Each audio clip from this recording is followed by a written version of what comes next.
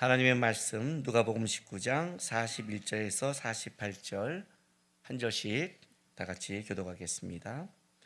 가까이 오사 성을 보시고 우시며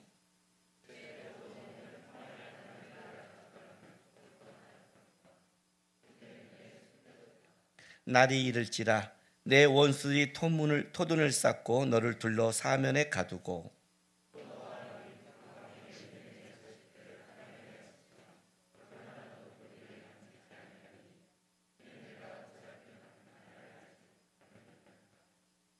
성전에 들어가사 장사하는 자들을 내쫓으시며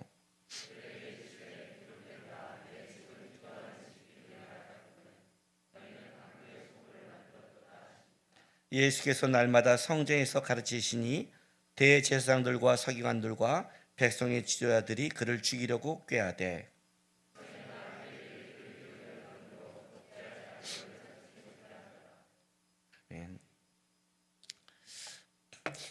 지금 뉴스를 보면 코로나 바이러스뿐만 아니라 자연재해나 여러 가지 상황, 또 우리 나라 안에 또 자체적인 안에서 여러 가지 문제들이 계속해서 터져 나옵니다. 근데 뉴스를 보면 이제 이렇게 나오는 얘기가 꼭 있습니다. 이거는 예상되었던 일입니다. 이렇게 인재입니다라고 이렇게 나오는 것들이 꽤 많이 있습니다. 인재라는 건 뭐냐면 우리가 좀 주의를 기울이고 그리고 그 문제에 대해서 했다면 터지지 않을 것인데 그거를 방치해서 일어나는 것, 특별히 예상됐다는 것은 그동안 수많은 어떤 징조들이 있었음에도 불구하고 놔뒀기 때문에 벌어지는 것이다 라는 것을 알게 됩니다. 그러면서도 그런 얘기를 듣는데도 계속해서 터져 나오고 있잖아요. 계속해서 터져 나온다는 것은 뭐냐면 그거에 대해서 사람들이 어떤 게 있냐면 안전불감증이죠. 거기에 그렇게 크게 기울이지 않은 거죠. 지금 내가 필요한 것을 쫓는 거죠. 그럴 때 벌어지는 것이 이 현상입니다. 왜냐하면 예상되었다는 일이라고 말하는 것은 실제로는 뭐냐면 징조가 있었다는 뜻입니다. 우리가 징조가 있었기에 그걸 예상할 수 있는 거고 이것이 지금 터진 것이 이렇게 놔뒀다가는 더 크게 터진다고 할 때 그런 단어를 쓴 겁니다. 왜 징조가 있는데 안 했을까요? 왜 징조가 있는데 안 바꿨을까요? 그 징조가 그들에게는 중요하지 않았거나 그것보다 더 마음을 빼앗긴 다른 게 있었겠죠. 오늘 우리가 보는 본문은 예수님께서 예루살렘 성을 입성하면서 통곡하시며 우시고 여기서 이 우신다는 단어는 통곡하며 우는 겁니다. 예수님께서 생전에 우시는 장면이 있습니다. 나사로를 살리러 가셨을 때 그때 많은 사람들이 그걸 믿지 않을 때 예수님도 우셨습니다. 근데 그때는 예수님께서 조용히 눈물을 흘리신 겁니다. 그들의 믿음 없음을 향해서 안타까운 마음에 흘렸지만 오늘 예수님께서는 예루살렘을 들어가면서 그걸 보시면서 오늘 통곡하십니다. 그리고 더 나아가 예루살렘 성전에 들어가서 성전을 어떻게 해요? 청소하신 장면이 오늘 본문입니다. 그런데 이제 오늘 이 본문을 얘기 전에 왜 오늘 이 본문을 이렇게 설명하고 있는가? 특별히 이 예수님께서 예루살렘에 입성하는 장면과 그리고 성전 청소는 다른 날 사건입니다. 성전 청결은 그 월요일 날 다음 날 사건임에도 불구하고 오늘 여기다 누가는 이걸 연결선상에서 집어넣습니다. 마가는 이 성전 청결 사건을 쓸 때 의도적으로 그 무화과 나무를 저주하는 것을 가지고 그 가운데 넣습니다. 마태도 다르게 표현합니다. 표현의 방법은 다르지만 다 이 세 사람의 공통점은 예수님이 들어가서 성전을 청결하는 것에 대해서 기록하고 있다는 겁니다. 이 말은 무슨 말이냐면 예수님이 예루살렘에 들어가는 최종 목적지가 실제는 뭐예요? 성전이라는 겁니다. 그래서 누가는 일단 다른 것을 다 제외하고 의도적으로 예수님이 들어가시는 것과 성전을 곧바로 우리에게 연결해서 성전에 집중하는, 예수님이 왜 이 사건을 드러내고 싶은 게 무언가를 좀 집중하고 있습니다. 그래서 오늘 누가의 이 성전 청결도 마태와 좀 다르게 표현합니다. 자, 누가복음 19장 45절 보겠습니다. 성전에 들어가서 장사하는 자들을 뭐라고요? 내쫓으시며 하고 그들에게 이르시되 라고 나갑니다. 마태는 마태복음 21장에 보면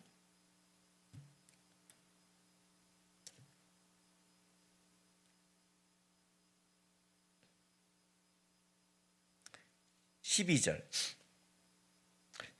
이 성전 청결하는 이 장면을 마태는 조금 더 뭐예요? 자세하게 설명합니다. 예수께서 성전에 들어가서 성전 안에 매매하는 모든 사람들을 내쫓으시며 돈 바꾸는 사람들의 상과 비둘기 파는 사람들의 의자를 둘러 엎으시고 이렇게 말합니다. 그러니까 마태는 좀 성전에 들어가서 예수님이 그 하시는 그 행동에 대해서 좀 더 드러냈다면, 누가는 그게 아니라 그냥 내쫓았다라고 끝냅니다.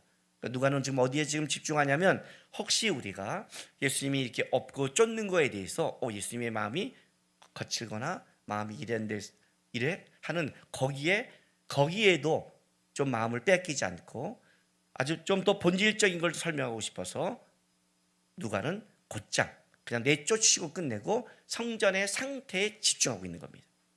지금 누가가 그래서 연결시켜서 성전의 안의 상태를 집중해서 우리에게 보여주고 싶은 게 있습니다. 왜 그렇습니까? 지금 예수님께서는 예루살렘에 입성하시는 겁니다. 그렇죠? 입성하는 겁니다. 왜 예루살렘에 입성하는가? 그 입성을 통해 하나님께서 이루고 싶은 것, 그래서 의도적으로 뭘 하시냐면, 예루살렘에 입성할 때 그는 스가랴의 예언에 따라 나귀 새끼를 타고 입성하십니다. 주께서 쓰시겠다라고 준비된 나귀를 가지고 와서 타고 가는 겁니다. 그리고 많은 사람이 찬송할 때 의도적으로 이 찬송을 막으라는 바리새인들에게 뭐라고 그래요? 저들이 하지 않으면 돌들이 할 것이다 해서 오히려 선동하듯이 찬송을 하는 게 마땅하다고 얘기합니다. 왜냐하면 이건 왕의 입성이니까. 그러니까 예수님께서는 지금 실제로 평강의 왕이 들어가고 있다. 왕의 입성이다. 그리고 그 왕의 입성은 지금은 온유하고 겸손하게 내가 입성한다. 그게 나귀 새끼죠. 나는 지금 온유하고 겸손하게 들어가지만 그러나 왕으로 입성하기 때문에 찬송한 것이 마땅하다라고 얘기하는 겁니다. 그런데 지금 그 예수님을 따라가는 제자들은 지금 어떤 상태냐? 곧 하나님의 나라가 이 말이라고 착각하고 가는 겁니다. 예수님을 지금 환호하는 그들은 왕의 입성에 환호하고 있지만 왕을 환호하는 게 아니라 그 속에는 뭐가 있는 거예요? 그 왕을 통해 자기들이 얻을 다른 것에 꿈꾸고 있는 거죠. 그러니까 동상이몽이죠. 쉽게 환호하고 있는 겁니다. 그들을 따르는 자들은 예수님을 진짜 왕으로 온유하고 겸손한 왕으로 오신 것을 인식하고 쫓고 있느냐? 그렇지 않다는 거죠. 그러면 누가는 또 하나 얘기하고 싶은 겁니다. 쫓는 자는 그렇다 치고 예수님께서 들어간 예루살렘의 상태, 이제 그가 왕으로 마땅히 들어갈 예루살렘과 하나님의 성전, 주인이 그 자리에 들어갈 때 그를 맞이하는 그들의 성전의 상태는 어떠한가를 드러내는 겁니다. 지금 쫓는 자들에게는 다 벌써 얘기가 됐죠. 오면서 주의 나라 임할 때 내가 오른편에 왼편에 다투기도 하고 싸우기도 하고 그들의 마음속에 다른 게 있고 또 자기의 생각에 따라 예수님을 팔기도 한 나중에 사건이 벌어지고 그런 사건이 있었지만, 안에 있는 하나님의 백성이라고 하는 자들은 진짜 왕의 입성을 어떻게 맞이할 것인가, 그들의 상태는 어떠한 것인가를 이제 드러내는 겁니다. 예수님께서 오시는 거예요. 그래서 누가는 뭐라고 그랬어요? 오는 것이 일부러 예수님이 오시는 장면이 내리막길을 내서 예루살렘을 바라보듯이 얘기했잖아요. 바라보시고 나서 가까이 오사 예루살렘 성전을 보는 겁니다. 일단 들어가기 전에 예수님은 뭐예요? 예루살렘의 안에 대해서 이제 선포하시는 거죠. 그게 누가복음 19장 42절에서 44절 말씀입니다. 보겠습니다. 이르시되 너도 오늘 평화에 관한 일을 알았더라면 좋을 뻔하였거니와 지금 내 눈에 숨겨졌도다. 날이 이를지라 의역할까요? 날이 내 위에 반드시 엄습할 것이다. 마지막 날 하나님의 재앙의 날이 너희 위에 반드시 엄습할 것이다. 날이 이를지라 내 원수들이 토둔을 쌓고 너를 둘러 사면으로 가두고 또 너와 및 그 가운데 있는 내 자식들을 땅에 메어 치며 돌 하나도 도리에 남기지 아니하리니 이는 내가 보살핌을 받는 날을 알지 못함을 인함이라 하시니라. 예루살렘의 성을 예언합니다. AD 70년 로마에서 진짜 돌 하나도 남기지 않고 파괴되어 버립니다. 실제 예수님의 말씀이 예언된 겁니다. 예수님이 통곡하시며 얘기하는 겁니다. 그 예루살렘의 멸망의 가장 중요한 걸 예수님은 이렇게 진단했습니다. 42절, 내가 오늘 평화에 관한 일을 알았더라면 좋을 뻔하였거니와 지금 내 눈에 숨겨졌도다. 이해가 돼요? 예수님께서 지금 오시는 이 평화의 일에 대해서 네가 알았더라면, 지금 이 예수님의 입성의 사건의 징조를 네가 알았더라면 좋았고 준비했겠지만 내 눈에 가려졌도다. 그 결과 뭐예요? 돌 하나도 남기지 않고 파괴될 것이다. 특별히 예수님께서 여기 44절, 너와 및 그 가운데 있는 내 자식들을 땅에 메어 치며 돌아도 돌에 남기지 아니하리니, 이 말씀은 시편 137편 9절의 말씀을 인용한 겁니다. 자, 시편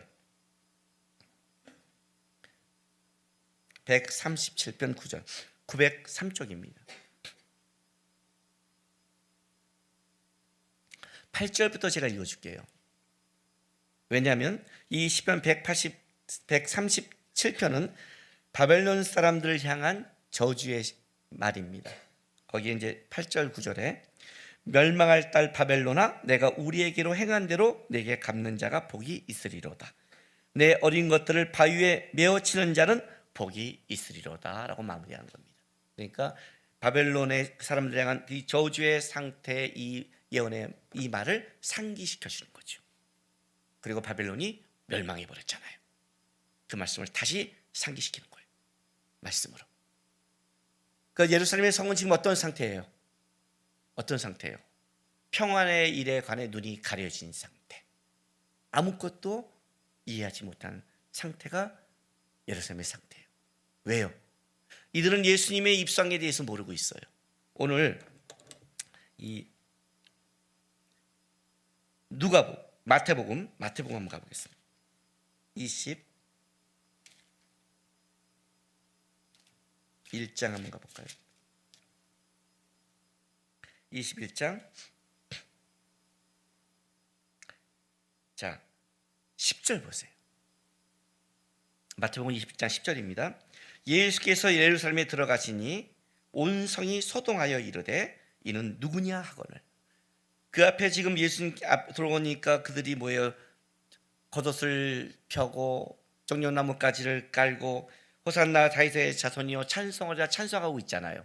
이 소리를 듣고 예루살렘에 들어가시는데 온 성이 소동하여 이르되 이는 누구냐 하고 난리가 났어요. 여러분, 이 본문 읽을 때 생각나는 거 없으세요? 마태복음 2장 3절 말씀 보세요. 2장 2절부터 읽어줄게요. 마태복음 2장.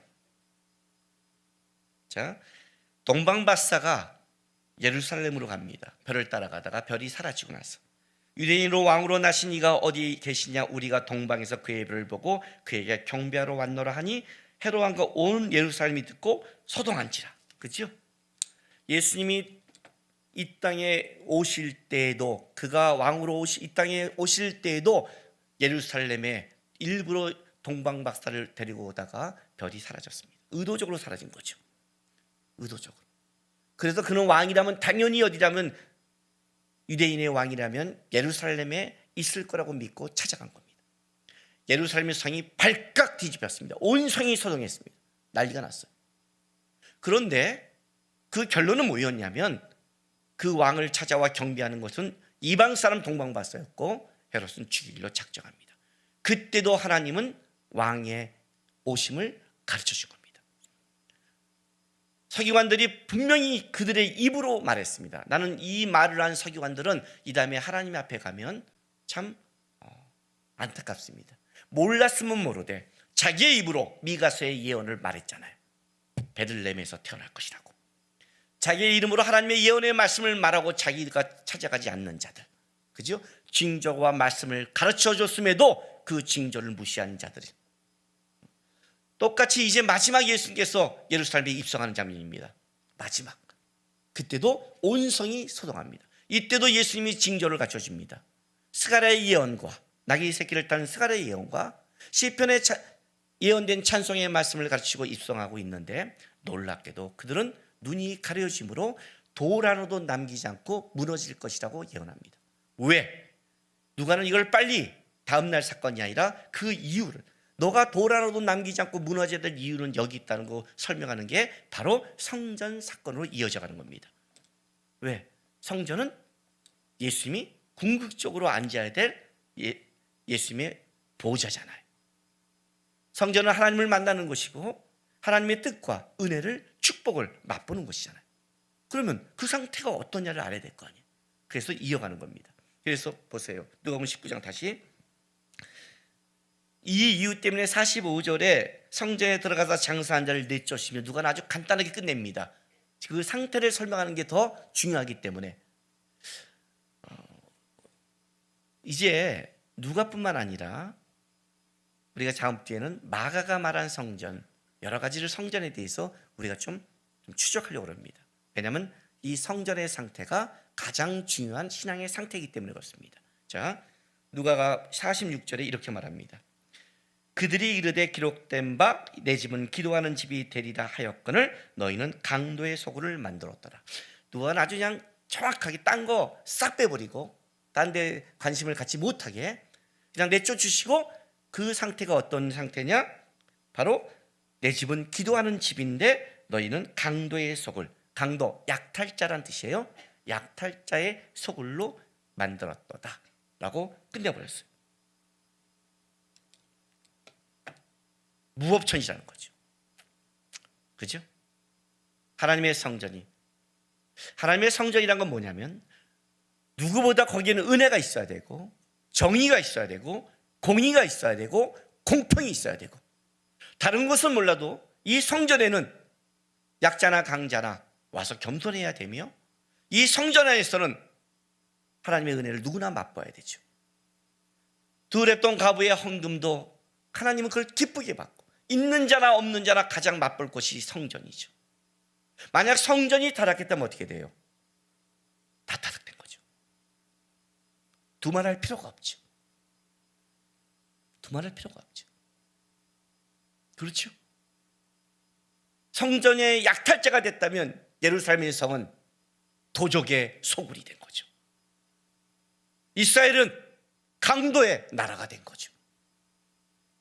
성전이 온전하다면 비록 예루살렘의 성이나 다른 곳이 문제가 있다 해도 거기서 하나님의 은혜와 사랑으로 축복과 정화가 이루어지며 회복이 이루어지는 거죠. 가장 중요한 회복의 장소는 성전이어야 되고, 가장 타락하지 말아야 할 장소도 성전이어야 되죠. 그게 오늘날 교회가 거룩과 정의를 지켜야 될 가장 중요한 거죠. 세상에 나가서 빛과 소금을 감당한다, 쓸데없는 소리 하지 마세요. 성경에 있잖아요. 우리 때 이렇게 말해요. 이런 말을 하면 목이 뒷다리 긁는 소리 하지 말라고 그래요. 상상해 보세요. 무슨 말인지 아세요? 세상을 바꾸기 전에 교회 안에서 거룩과 정의를 지켜내지 못하면 빛과 소금의 역할은 소용이 없어요. 소금이 맛을 가지고 있어야 나가 뿌리지. 빛이 배터리가 있어야 빛을 비춰야 갖고 나가지. 바꿀 생각하기 전에 가장 중요한 건 뭐냐면 우리의 상태를 먼저 점검하는 거예요. 그게 더 중요한 거예요. 성전이 지금 어떠냐는 거예요. 약탈자가 됐다는 거예요. 그러니 그 예루살렘의 성이 남겨두겠냐 이런 뜻입니다. 남아두겠냐. 이 강도의 소굴을 하나님이 놔두겠냐. 돌 하나도 남기지 않고 다 무너뜨릴 것이다 라고 얘기하는 거예요. 예수님께서 와서 성전에 한 첫 번째 일이 뭔지 아세요? 그게 47절이에요. 누가는 이 두 가지를 46절과 47절을 딱 대비시켜 주는 거예요. 예수께서 날마다 성전에서 가르치시니, 가르쳤더니 바로 그 약탈자의 두목들, 대지상들과 서기관들과 백성의 지화는 죽이려고 그러고, 그죠? 백성이 다 그에게 귀를 기울여 들으므로 어찌할 방도를 찾지 못하라. 놀라운 건 뭐예요? 백성들에게는 그 말씀이 들려지기 시작하는 거예요. 들려지는 거예요. 이 강도에서는 그런데 예수님이 와서 한 게 뭔지 아세요? 다시 하나님의 말씀을 선포하기 시작한 거예요. 왜? 성전의 가장 중요한 것, 솔로몬의 기도처럼 우리 하나님이 이 성전에 갇힐 뿐이고 여기 안에 있을 뿐은 아니지만 여기에 하나님의 이름을 뒀으니 이 하나님의 이름을 둔 곳에 우리가 기도하면 들으시고 기대하는, 여기에 하나님의 뜻과 은혜가 흐르는 곳이 성전이라고 했잖아요. 교회의 위대함은 크기에 있는 게 아니라 몇만 명 들어가는 건물에 있는 게 아니라 하나님의 임재에 있다고 그랬잖아요. 우리 교회는 지하의 조그만 교회예요. 그 지하의 조그만 거기 그것이 하나님의 거처하는 것이 아니라 하나님의 임재가 있기에 그 자리는 거룩한 장소예요. 하나님의 역사가 있는 고귀한 장소가 되는 거예요. 이 시작을 예수님은 뭘로 다시 하는 거예요? 말씀의 선포로 하는 거예요. 그 얘기가 시작되는 거예요. 예수님께서 와서 평화의 왕으로 오신 거예요. 그리고 예수님께서는 이제 우리 그 죄를 위해 십자가에 못 박고 돌아가실 거예요. 그러나 예수님이 이런 말씀하셨어요. 내가 이제는 나귀 새끼가 아니라 심판의 왕으로 올 때는 달라질 것이다. 그때도 똑같이 징조를 보여주신다고 그래요. 똑같은 징조를. 계속해서 이 땅에 예수님이 오실 때 그냥 물론 그는 그 시와 때를 모르고 오시지만 그러나 이 땅을 살아가는 영적인 감각을 가진 자녀들에게 있어서는 그 날에 가까이 오고 있음을 느끼게 해주겠다고 약속하셨어요. 우리는 지금 느끼고 있잖아요. 그렇죠? 뉴스를 보면서. 여러분, 제가 핸드폰을 여러분에게 얘기했을 거예요. 핸드폰은 여러분이 전 세계 걸 검색할 수 있는 동시에 전 세계 첫째 기근과 재난을 이제는 알려줄 하나님의 도구예요. 예수님 때도 첫째 전 세계 기근과 재앙이 있었지만 하나님의 때가 되지 않았으니까 그거 필요가 없었어요. 우리는 그냥 이 땅에 사는 사람 자기의 재앙과 자기의 재난에 신경을 썼으면 됐어요. 그러나 지금은 아니에요. 지금은 핸드폰을 통해서 전 세계, 오늘 내가 중국, 일본 비 때문에 오는 홍수의 이 뉴스 봤어요. 전 세계 사건을 알아요. 브라질에 있는 사건도 터진 것도 알고 미국도 알고 아프리카도 우리는 알 수 있어요. 벌써 너희 안에 이제 재난의 예수님이 시작하고 오는 사건 속을 깨닫게 하기 위해서 우리에게 준 거예요. 하나님이 우리에게 준 무기는 영적으로 분별하며 말씀 안에 거하라고 준 거지, 거기에 눈을 팔려서 세상 것을 쫓으라는 여러분이 좋아하는 음악과 유튜브만 바라보고 준 게 아니라는 거죠. 카톡하라만 준 게 아니에요. 모든 것은 하나님의 의미가 있어요. 우리는 분명히 더 가까운 시대를 살아가요. 더 가까운 징조를 맛보는 거예요. 그런데 우리가 왜 영적으로 불감증을 가진 줄 아세요? 이런 거예요. 설마 우리 시대. 우리 다 어떤 얘기한 줄 아세요? 오늘 유아 세례 받는 아이들처럼 뭐예요? 아우, 얘는 불쌍해 그래요. 쥐가 불쌍한지는 몰라요. 이 말이 무슨 말이에요? 내 때는 아니라는 거예요. 무조건이에요. 얘네 때예요. 그렇죠? 코로나 바이러스가 어느 날 왔어요. 어느 날 이렇게 시대가 빨라질지 어떻게 알아요? 어느 날 더 빨라질지 여러분이 어떻게 알아요? 마지막 한 일의 언약은 7년인데 난 앞으로 7년 안에 죽을 것이다. 오케이. 2년 안에 죽을 사람들은 그냥 사세요.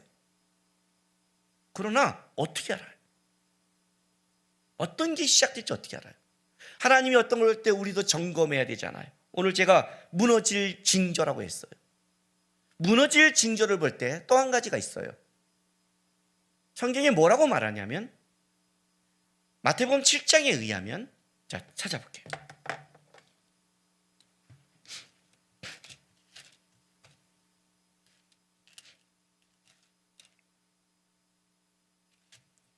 (24절) 산상수훈의 마지막 결론이죠. 산상수훈의.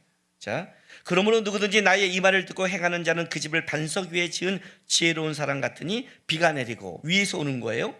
창수가 나고 밑에서 터지는 거예요. 바람이 불고 옆에서 치는 거예요. 이해가 돼요? 그러니까 우리가 하는 사방이에요. 위에서 오고 밑에서 터지고 옆에서 환란인 거예요. 사방이에요. 뭔데? 뭐라고 그래요? 그 집이 부딪히되 무너지지 아니하나니 이는 주추를 반석 위에 놓은 가닥이요. 그죠? 나의 이 말을 듣고 행하지 않는 자는 그 집을 모래에 지은 어리석은 사람 같으니 비가 내리고 창수가 나고 바람이 불어 그 집이 부딪힘에 무너져 그 무너짐이 심하리라. 기초를 얘기하죠. 기초를. 세상에 징조가 올 것이다. 바람이 비바람이 올 것이다. 문제는 이거예요. 예수 안에 반석을 집을 짓고 살아가는 자도 환란이 없다고 말하지 않는다는 거죠. 똑같이 비가 내리고 창수가 나고 바람이 치는 환란은 똑같이 있을 것이라는 거예요. 문제는 뭐냐? 기초의 문제라는 거예요. 예수 안에서 주님의 말씀대로 네가 기초를 쌓았다면 하나님께서 이건 무너지지 않는 집으로 내가 보호할 것이만, 만약에 너가 예수 안에 말씀 안에 집을 안 졌다면 너는 무너질 것이다. 그러니 비, 바람, 창수를 생각하지 말고 그런 것이 올 때 너의 기초가 어디에 뿌리를 내리고 있냐를 점검하라. 점검하라. 징조를 보고 점검하라. 나는 여러분이 영적 상태를 보면 점검할 수 있다고 생각해요. 왜? 주님이 신약에 가면 이렇게 바뀌어요. 너희가 그리스도의 성전이라. 이해가 되세요? 예수님이 지금 오신다고 생각해 보세요. 그리고 예수님이 지금 성전 안으로 들어간다면 여러분의 이 성전의 상태가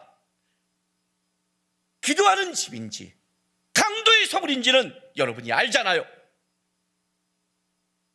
그것도 모른다면 얼마나 무뎌져 있기에 그걸 모를까요? 얼마나 무뎌져 있기에, 얼마나 눈이 가려져 있기에, 얼마나 마음의 욕심을 빼앗기에 몰랄까요? 이 대선과 서기관들처럼 완전히 마음을 뺏긴, 돌 하나도 남기지 않고 무너져야 될 그 징조까지 갔다는 것은 이건 비참한 비극이에요. 이건. 주님이 우리 안에 이 얘기를 하는 거예요. 여기는 만민의 기도하는 집이다. 무슨 말인지 아세요? 하나님과 교제하는 곳이다. 하나님의 뜻과 은혜의 축복을 누려야 될 곳이다. 여기는 다른 곳이 아니다. 성전은 다른 곳이 아니다. 너희의 이익과 장사의 집이 아니다. 왜? 재물을 바치고 가지고 오면 그 재물을 일부러 흠을 잡아서 여기 있는 재물을 사라고 해서 비싸게 파는데 비둘기 같은 경우는 25배를 받았어요. 얼마나 강도인지 아시겠어요? 이걸 안 바치면 하나님 앞에 제사를 못 드리니까 이걸 사서 제사를 드리는 사람은 어떤 사람이에요? 그러면 신앙이 없는 사람은요, 신앙 안 드려 가요. 어떻게 25배를 받아? 안 그래? 여러분 오늘 예배하러 왔는데 베란간 코로나 바이러스로 교회 헌금 여러분의 11조 25배 올립니다. 그러면 교회 다 떠날걸요? 11조 너무 컸나요? 비둘기니까? 선교 헌금 25배 올립니다. 아니 그래도 25배 너무하잖아. 우리 기본이 10,000원인데 이제 25만 원씩 하고 10만 원 사람은 250만 원 하라면 화 안 낼 것 같아요? 근데도 그걸 사서 했다면 어떤 사람이에요? 그 사람은. 그래도 목사님 얘도 25만 원을 했다면 그 사람은 어떤 사람이에요? 하나님 앞에 어떻게든 순종하려는 사람 아니에요. 그죠? 그 하나님 앞에 어떻게든 나오는 그 사람을 이용해서 자기의 걸 채운 강도의 소울이 되어버렸다. 여기는 어떤 곳이라? 누구든지 두랬던 가부가 드린 거두와 하나님의 성전에 가서 은혜를 받아야 되고, 누구든지 하나님의 뜻을 알아야 되며, 누구든지 그 안에 하나님과 교제하는 곳이 그곳인데 여기를 이렇게 만들었다는 거예요. 이걸 구약의 이스라엘의 성전을 보지 마세요. 그러면 여러분은 무너져 갈 거예요. 지금은 우리가 성전이에요. 너희가 그리스도의 성전이에요. 여기에 그리스도의 향기가 있어야 돼요. 우리는 그걸 점검하는 거예요. 세상을 향한 빛과 소금이 전에 내 안에 그 소금의 맛을 잃어버리고 있는가? 내 안에 이 대사령과 서기관처럼 다른 데 관심을 빼앗겨서 하나님의 말씀이 이 안에 있어야 되고, 기도가 있어야 되고, 하나님의 교제가 있어야 할 이곳에 다른 것으로 가득 차고 있는 것이 아닌가? 그 징조를 보고 점검한다면 하나님의 은혜가 축복의 통로가 되지만, 만약 여러분이 이 말을 듣고도 여러분이 말씀과 이걸로 여러분을 영적 상태를 점검하지 않는다면 100% 그는 돌 하나도 남기지 않고 무너져 버릴 성전이란 걸 기억하세요. 점검하셔야 돼요. 코로나 바이러스, 홍수, 재앙, 나라, 세상이 왜 이래 하지 말고 성경이 약속한 것, 비가 오고 창수가 나고 바람이 불어도 반석 위에 집을 지은 자, 주님께서 분명히 끌어가겠다는 약속의 말씀을 믿고 오늘 나는 이 안에 뭘로 뺏겨버렸나? 내 안에 뭐가 다 사라졌는가? 분노밖에 안 남았나? 불평밖에 안 남았나? 오늘 예수님이 성전에 와서 다시 시작한 것 뭐예요? 말씀을 가르치기 시작했어요. 다시 하나님의 말씀 앞으로 서야 돼요. 다시 기도하는 자의 모습을 갖춰야 돼요. 우리는 만민이 기도하는 집이에요. 여러분의 상태를 점검하세요. 하나님이 주신 징조를 점검하세요. 예상된 재앙을 맞지 마세요. 아, 요즘 내 상태가 안 좋다. 내 상태를 모르겠어요? 입술의 말을 보세요. 내 상태를 표현한 건 입술의 말이에요. 요즘 내가 짜증을 낸다, 분노한다, 은혜의 말은 없다, 세상 것밖에 없다, 다른 얘기만 한다. 회복이 없어요. 오늘 시편을 들을 때 여러분 어때요? 어떤 찬양보다 은혜가 되지 않아요? 주의 말씀은 우리를 소생시키고, 주의 말씀은 우리를 회복시키며, 주의 말씀은 우리를 담대하게 합니다. 하나님의 말씀으로 돌아가 하나님이 기뻐하는 주의 성전 되시기를 주님의 이름으로 바랍니다. 기도합시다. 이 시간 기도합시다. 주님, 저는 주의 성전입니다. 장사의 집, 강도의 소굴로 만들지 않겠습니다. 주님 오실 때 주님이 그 안에 보좌에 앉아서 기꺼이 하나님의 은혜를, 뜻을 밝힐 수 있는 주의 성전 되게 도와주소서. 우리 다 같이 기도하며 나가겠습니다. 기도하겠습니다. 아버지 하나님 감사합니다.